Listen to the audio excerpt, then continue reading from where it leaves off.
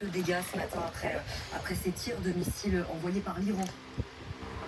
Oui, alors je me trouve à Jérusalem, mais effectivement, c'est Tel Aviv surtout qui a été visité aujourd'hui, comme souvent d'ailleurs, parce que Jérusalem est épargnée relativement par les tirs iraniens.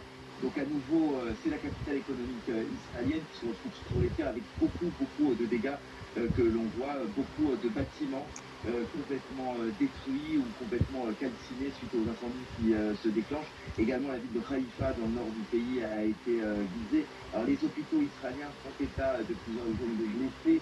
Pour ce qui concerne la grande hôpital de Tel Aviv, au moins 3 graves. On parle aussi d'une petite fille de 11 ans qui serait toujours sous les décombres. Mais la plupart des Israéliens ont été sauvés grâce aux abris qui se trouvent soit dans les immeubles, soit même dans les appartements, ou bien dans la rue ou dans les parkings souterrains. Des espaces ont été aménagés pour abriter les Israéliens et cela apparaît relativement efficace car les tirs de missiles font des blessés, mais le bilan humain est modéré grâce à ces abris. Alors évidemment, aujourd'hui le pays reste en état d'alerte, le niveau d'alerte a été relevé à nouveau, les commerçants indispensables ne peuvent pas se l'entendre comme ça avait été le cas en fin de semaine dernière, et c'est tout le pays qui se félicite de ces attaques américaines, y compris l'opposition. Yair Lapid a chaleureusement félicité le président Trump. Yair Lapid, c'est le chef de l'opposition. Également Yair Golan, le chef du parti travailliste, très à gauche, très hostile à Benjamin Netanyahou, s'est félicité des bombardements américains.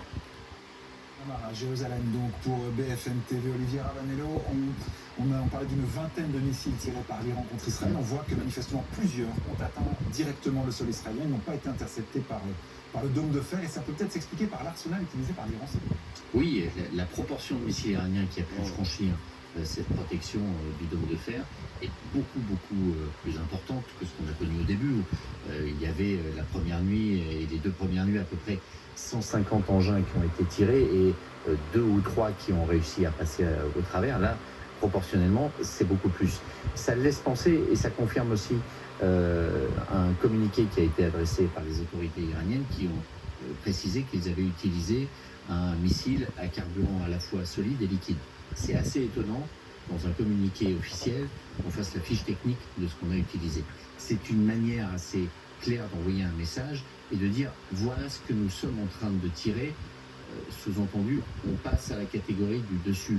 La catégorie du dessus, ça ressemble à un missile qui s'appelle de la catégorie Sedgil, qui a cette capacité et cette spécificité d'avoir ces 2 moteurs, et surtout qui a une spécificité, c'est d'aller beaucoup plus vite que ce qui a été tiré jusqu'à présent.